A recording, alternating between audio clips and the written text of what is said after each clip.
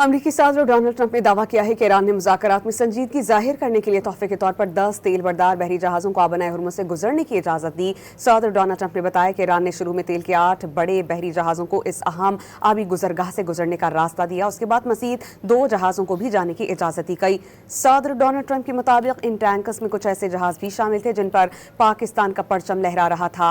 अमरीकी सदर ने इसे एक मुस्बत इशारा करार दिया और कहा कि ये इस बात की अक्कासी करता है कि ईरान जंग के खात्मे के लिए होने वाले मुमकिना मुज़ाकरात में संजीदा है।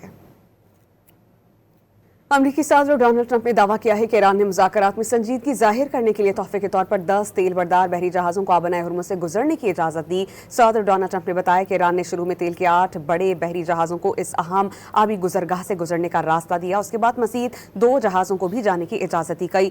सदर डोनाल्ड ट्रंप के मुताबिक इन टैंकर्स में कुछ ऐसे जहाज़ भी शामिल थे जिन पर पाकिस्तान का परचम लहरा रहा था। अमरीकी सदर ने इसे एक मुस्बत इशारा करार दिया और कहा कि ये इस बात की अक्कासी करता है कि ईरान जंग के खात्मे के लिए होने वाले मुमकिना मुज़ाकरात में संजीदा है।